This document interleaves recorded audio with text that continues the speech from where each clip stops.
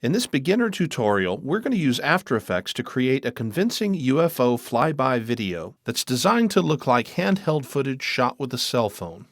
Once we've launched Adobe After Effects, we'll see the Start screen. And while it does a lot of important stuff, we're going to start from scratch with a blank project, which is After Effects default, so we can just close it.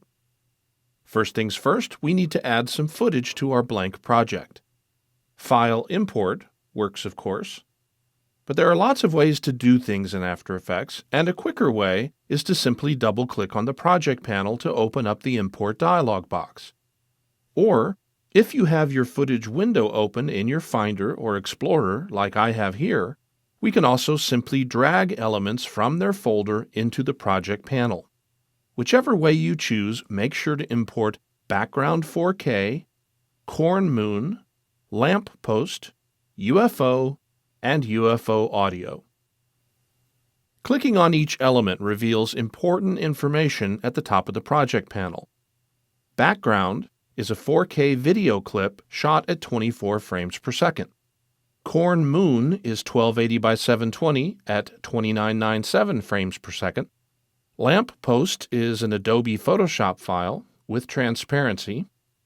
And UFO is a simple 3D model created in Cinema 4D and exported as a QuickTime animation file with transparency.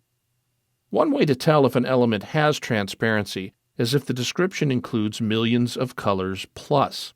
The plus usually indicates an alpha channel, which is used for transparency.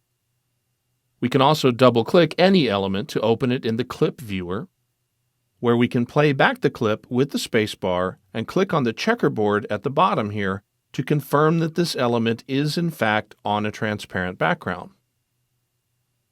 And the last clip is our audio file.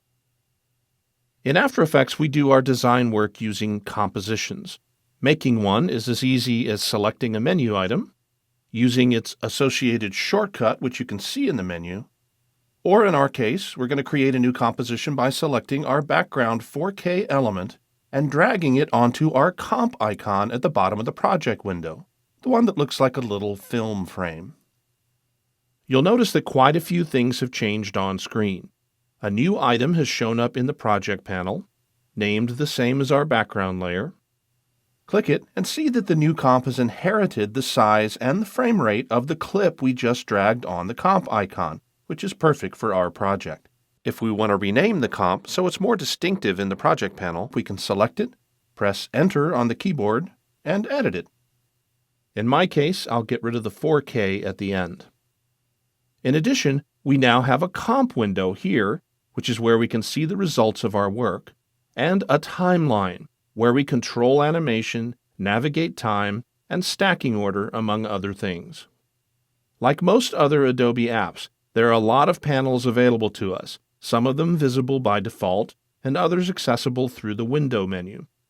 One panel that we'll use again and again is the Preview panel, which contains playback controls so we can check our work in full motion. You can also initiate playback by tapping the spacebar, as long as the comp window or the timeline window is active when you do. Panels can be docked together in tabbed groups.